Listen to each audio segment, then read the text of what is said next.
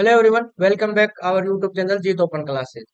दोस्तों, the last lesson की कहानी तो आपने समझ ली है। लेकिन क्या आप जानते हैं कि बोर्ड एग्जाम में जो फ्रेंच है और एमएमएल है उनके बारे में जो सवाल है वो कौन कौन से आते हैं, कौन कौन से सवाल है जो एग्जाम के अंदर रिपोर्ट होते हैं। आपने थ्योरी तो पढ़ी ली है, और आंसर को सही शब्दों में लिखना ये दूसरी बात होती है। थ्योरी पढ़ने के साथ आपको आंसर भी लिखना आना चाहिए। और आज की क्लास में हम द लास्ट लेसन है उसके वो जो इम्पोर्टेंट क्वेश्चन है वो देखने वाले हैं, जो आपके पिछले 5 सालों के अंदर पेपर्स में देखने को मिले हैं। और मैं आपको सिर्फ जवाब ही नहीं बताऊंगा बल्कि ये भी सिखाऊंगा कि बोर्ड एग्जाम की कॉपी में आंसर को प्रेजेंट कैसे करना होता है।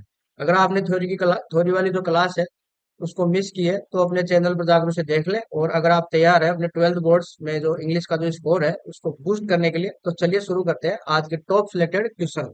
तो इस क्लास में आपको मिलेंगे आपके इस टॉपिक से जो इम्पोर्टेंट क्वेश्चन है, जो भी बनते हैं वो मैंने सारे करवाने की कोशिश की है। तो आइए शुरू करते हैं क्लास 12th इंग्लिश फ्लेमिंगो से। ठीक है, तो शुरू करें। चलो, क्वेश्चन कैसे लिखने हैं, उसके जो आंसर है वो किस तरीके से आपको प्रेजेंट करने एग्जाम के अंदर, ताकि आपको पूरे नंबर आप ले सके बोर्ड्स के अंदर, आपकी कोई भी जो नंबर है वो ना कटे। इसके लिए उसी हिसाब से मैंने क्वेश्चन जो आंसर है वो उसी हिसाब से मैंने फ्रेम किए हैं। तो इनके अकॉर्डिंग ही आपको लिखने हैं। तो अपनी कॉपी और पेन साथ में लेके बैठे और साथ साथ में लिखते जाएं इन क्वेश्चन को और इनके जो आंसर है उनको। और साथ में हिंदी मैंने इसलिए दी ताकि आपको समझने में दिक्कत नहीं होगी, क्योंकि अगर आप हिंदी याद कर लेते हो तो आप एग्जाम में उसकी इंग्लिश बना सकते हो। अगर आपका टेंस अच्छा है, आप इंग्लिश हिंदी से इंग्लिश बना सकते हो, तो आप हिंदी याद करो। स्टोरी आराम से याद हो जाती है, आंसर भी आराम से याद हो जाते हैं, ताकि एग्जाम में आपको हेल्प मिलती है, उसको इजी वे में आंसर आप कर पाते हो। तो शुरू करें अपना फर्स्ट टॉपिक क्या है, द लास्ट लेसन। तो देखो, फर्स्ट क्वेश्चन की बात करते हैं। What did French notice when he pass the town hall. जब जो लड़का होता है फ्रेंच, जब वो टाउन हॉल के पास से गुजरता है तो वो क्या देखता है वो। ठीक है, आंसर इसका कैसे लिखना है वो देखो। When French pass the town hall, जब फ्रेंच टाउन हॉल के पास से गुजरता है, ही सा वह देखता है huge crowd gathered in front of the bulletin board. वो बुलेटिन बोर्ड के सामने एक बहुत बड़ी भीड़ जो इकट्ठी हुई रखी होती है, जमा हुई देखता है वो। ठीक है, he realise that some bad news had arrived. उसको एहसास होता है कि कोई बुरी खबर आई है। As all important news for the last 2 years had come from there. यानी कि पिछले 2 सालों से जितनी भी जो महत्वपूर्ण जो खबरें हैं वो वहीं से आ रही थी। ठीक है, नेक्स्ट क्वेश्चन देखते हैं, question number 2। Why was M Hamel sorry for the people of Alsace. M Hamel को अल्सेस के लोगों के लिए दुख क्यों हुआ था। आंसर है इसका, M Hamel was sorry because the people of Alsace had a habit of putting off learning until tomorrow. यानी एम हेमल को दुख इसलिए हुआ था क्योंकि जो अल्सेस के जो लोग हैं वो सीखने को क्या करते हैं, वो कल पर टालने की उनकी आदत होती है कि आज नहीं कल सीख लेंगे।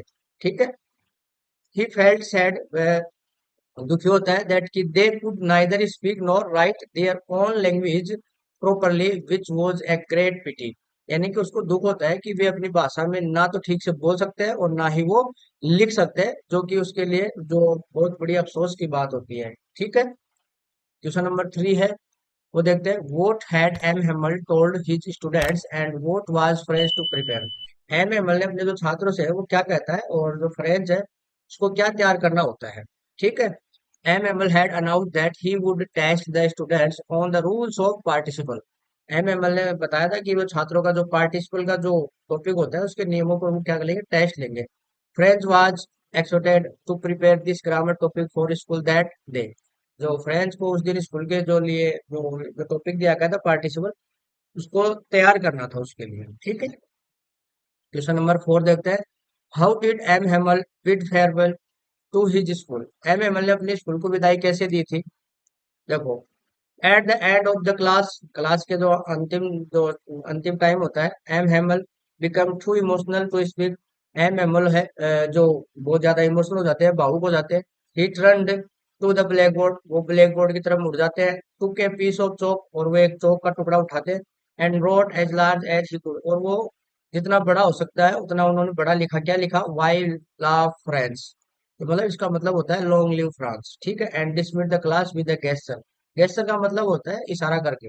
उन्होंने बोर्ड के ऊपर जितना बड़ा हो सकता है उतना बड़ा उन्होंने लिखा, लॉन्ग लिव फ्रांस, यानी कि फ्रांस अमर रहे। ठीक है, और बच्चों को इशारा करते हैं हाथ से कि क्लास बर्खास्त हो गया, अब तुम जा सकते हो। क्वेश्चन नंबर 5 की बात करते हैं। व्हाट इंफॉर्मेशन और news did M Hamel gave the students and the villagers. एमएमएल ने छात्रों और ग्रामीणों को क्या जानकारी या समाचार दिया? आंसर इसका ऐसे लिखना है, MML gave the shocking news. MML ने उनको एक शॉकिंग न्यूज देते हैं, वो चौंकाने वाली खबर देते हैं, दैट जो क्या होती है, an order had come from Berlin. जो बोर्ड ऑर्डर होता है वो कहाँ से आते हैं? बर्लिन से, ये ध्यान रखना। To teach only German in the school of Alsace and Lorraine. अब जो जर्मन जो भाषा है वो स्कूल कौन कौन सी है? अल्सेंस वाली और लोरेन वाली, ये दो शहर है, इनके अंदर अब जर्मन पढ़ाई जाएगी इनके स्कूलों के अंदर। ठीक है, ही टोल्ड देम, वो बताता है that it was their last French lesson, और वो कहता है कि ये तुम्हारा फ्रेंच भाषा का आखिरी पाठ है। ठीक है, क्योंकि उनकी जो लास्ट लेसन होता है वो फ्रेंच भाषा का, और उसके अगले दिन से नया टीचर आने वाला है, उनको जर्मन भाषा पढ़ाएगा वो। क्वेश्चन नंबर 6 है, why did French not want to go school that day? French उस दिन स्कूल क्यों नहीं जाना चाहता था? आंसर देखो, French wanted to avoid school because he was terrified of being question on participle. यानी कि जो पार्टिसिपल पर जो प्रश्न पूछने वाले थे एमएमएल, उनको उससे डर लग रहा था, इस वजह से वो स्कूल नहीं जाना चाहता था। विच ही hadn't studied, जिसने उसने नहीं पढ़ा था। he was also tempted by the warm weather and the chirping birds outside, और जो बाहर का जो मौसम होता है सुहावना, और जो पक्षियों की जो चहकाने की जो आवाजें होती है, उससे वो क्या होता है? आकर्षित होता है। ठीक है, क्वेश्चन नंबर 7 देखते हैं, what had been put up on the bulletin board in Alsace? अल्सेस में बुलेटिन बोर्ड पर क्या लगाया गया था? The bulletin board displayed the official order from Berlin stating that French would no longer be taught. यानी bulletin board पर Berlin का जो आधिकारिक आदेश लगा था, जिसमें लिखा था कि अब फ्रेंच नहीं पढ़ाई जाएगी आपको। फ्रॉम द नेक्स्ट डे, अगले दिन से, only German would be taught in the schools of by new master. यानी अगले दिन से नए शिक्षक आएंगे तुम्हारे स्कूल में, वो केवल तुम्हें जर्मन पढ़ाएंगे। ठीक है, question number 8, how did M M L teach his last lesson? M M L ने अपना जो आखिरी पाठ है बच्चों को कैसे पढ़ाया था? M M L taught with extraordinary patience and dedication। M M L ने उसके extraordinary patience यानी असाधारण जो पेशेंस होते हैं, धैर्य होते हैं, और जो डेडिकेशन होता है वो समर्पण के साथ उसको पढ़ाया था। ही कवर्ड, वो कवर करते हैं ग्रामर को, राइटिंग को और हिस्ट्री को। वो क्या करते हैं? उन्होंने व्याकरण, लेखन और जो इतिहास को क्या करते हैं? वो कवर करते हैं। ठीक है, trying to give the students all his knowledge, वो कोशिश करते हैं कि बच्चों को वो अपना सारा ज्ञान एक बार में ही दे दे, in one go. He spoke about the beauty of the French language, और उन्होंने फ्रेंच भाषा की सुंदरता के बारे में भी बात की थी। अगर आप बोर्ड में ऐसे आंसर लिख के आते हो ना, तो एक भी नंबर आपका कटने वाला नहीं है। ठीक है, ये ध्यान रखना। Question number 9, why was French scared of going to school that morning? French इस सुबह स्कूल जाने से क्यों डर रहा था? French was scared because he was late for school. French डरा हुआ इसलिए था क्योंकि वह स्कूल के लिए लेट था। एंड मोर इम्पोर्टेंटली, और उससे भी महत्वपूर्ण ये था, he had not prepared his lesson on participle, तो उसने पार्टिसिपल का जो पार्ट है वो तैयार नहीं किया था। He feared M M L scolding, उसको डर था कि जो एम एम एल है वो उसको डांटेंगे, तो एम एम एल की जो डांट है उसका डर था उसको। ठीक है, क्वेश्चन नंबर 10 देखते हैं, why did M Hamel put on his special dress that morning? M Hamel ने उस सुबह अपनी विशेष पोशाक क्यों पहनी थी? क्योंकि वो लास्ट लेसन था उनका, इस वजह से पहनी थी। M Hamel wore his beautiful green coat, M Hamel ने आखिरी पार्ट के सम्मान में सुंदर हरा कोट पहन रखा था। फ्रिल शर्ट यानी का मतलब जालीदार कमीज, and silk cap in honour of his last lesson, और जो रेशमी टोपी होती है वो पहनी हुई थी, किस वजह से पहनी थी? अपने आखिरी पार्ट के सम्मान में। He wanted to pay respect to his 40 years of faithful service to the school. तो वो अपनी स्कूल में अपने 40 वर्षों की जो फेथफुल सर्विस होती है, निष्ठापूर्ण सेवा होती है, उसके प्रति सम्मान भी व्यक्त करना चाहते थे। ठीक है, इस वजह से वो क्या करते हैं? वो स्पेशल ड्रेस पहनते हैं उस दिन। क्वेश्चन नंबर 11 है, who were the villagers and why did they come to the school? ग्रामीण कौन थे और भी स्कूल में क्यों आए थे? आंसर है इसका, the villagers include old Hauser. तो ओल्ड हाउसर है वो आया था। द फॉर्मर में, पूर्व जो मेयर है वो आया था। द फॉर्मर पोस्ट मास्टर, पूर्व जो पोस्ट मास्टर था वो आया था। They came to attend the last lesson, वे जो लास्ट लेसन है वो अटेंड करने आते हैं। क्यों आते हैं? To thank M M L, M M L को धन्यवाद देने के लिए। क्यों? For his 40 years of service, उसके 40 साल की सेवा के लिए उसको धन्यवाद देने आते हैं। और क्या करते हैं? टू शो रिस्पेक्ट, और उसको सम्मान देने के लिए। और for their country and mother tongue, और अपने देश को सम्मान देने के लिए और अपनी मातृभाषा के प्रति सम्मान दिखाने के लिए वो वहां पर आए हुए रहते हैं। ठीक है, क्वेश्चन नंबर 12 देखते हैं, how did French feeling about M M L and school change? M M L और स्कूल के बारे में फ्रेंच की भावनाएं जो है वो कैसे बदल जाती है? आंसर देखो इसका, upon hearing it was the last lesson, यह सुनकर जब उसका आखिरी पार्ट था। French dislike for school, French को जो है वो अपनी स्कूल को पसंद नहीं करता, बुक्स को पसंद नहीं करता। वेनिस्ड, जो फ्रेंच की जो नापसंदगी होती है वो कैसी हो जाती है, खत्म हो जाती है। He started considering his books old friends, वो जो बुक्स है उनको पुराने दोस्त तरह मानने लग जाता है। ही फेल्ट, और वह महसूस करता है, डीपली सॉरी, बहुत बुरा ज्यादा उसको क्या होता है, दुख होता है। फॉर एम एम एल के लिए, for getting his crankiness and the ruler, और जो एम एम एल है उसके साथ जो सख्त स्वभाव था और जो डंडा था उनका, उन सबको भूलकर उसके लिए गहरा दुख महसूस होता है। किसको? फ्रेंच को। ठीक है, क्वेश्चन नंबर 13 देखते हैं। What did M. Hamel say about the French language? ये सबसे इम्पोर्टेंट है, इसको थोड़ा सा आप अच्छे से कर लेना। एम हेमल ने फ्रेंच भाषा के बारे में क्या कहा था?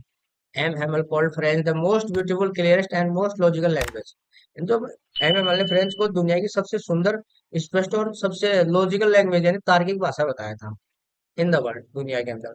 He urged his student to guard it among themselves and never forget it, और वो अपने छात्रों से इस बात में आप इसे आपस में सुरक्षित रखने और इसे जो है वो कभी भी न भूलने के लिए वो आग्रह करते हैं। As their language was the key to their prison, क्योंकि जो भाषा होती है उनकी गुलामी की जो जेल की वो जो होती है वो क्या होती है, चाबी होती है। ठीक है, okay. Question number 14, why were the back benchers of the classroom occupied by the village elders that day? उस दिन कक्षा की पिछली बेंचों पर जो गांव के बुजुर्ग है वो क्यों बैठते हैं? देखो, the village elders were sitting there to express their regret for not attending school more regularly in their youth. जो गांव के जो बुजुर्ग है वो अपने जो जवानी है उसकी व्यवस्था में वो नियमित रूप से स्कूल में नहीं जा पाते, इस वजह से उनको पछतावा होता है, तो उस पछतावे को प्रकट करने के लिए वहां बैठे हुए हैं। It was also their way of thanking M Hamel for his 40 years to dedicate service, और दूसरा कि वो एमएमएल की जो 40 साल की जो सेवा होती है उस स्कूल में दी है उन्होंने, उसको धन्यवाद देने के लिए आते हैं। शोइंग रेस्पेक्ट, और सम्मान दिखाने के लिए, फॉर देयर कंट्री, अपने देश के लिए। That was no longer theirs, जो अपने देश के प्रति सम्मान दिखाने का उनका एक तरीका था जो अब उनके पास नहीं रहा था, क्योंकि कल से दूसरे जो सरकार है वो यहाँ आ जाएगी। आज की क्लास का लास्ट क्वेश्चन है, what does the title the last lesson suggest? The last lesson शीर्षक है वो हमें क्या दर्शाता है? वेरी इंपॉर्टेंट है ये। The title suggests the end of an era of the loss of linguistic freedom. यह शीर्षक एक युग के जो अंत है और जो भाषाई जो समझौता है उसको छिन जाने को दर्शाता है। It highlights the irony that the students and the villagers only realized the importance of their mother's tongue when they were about to lose their right to learning.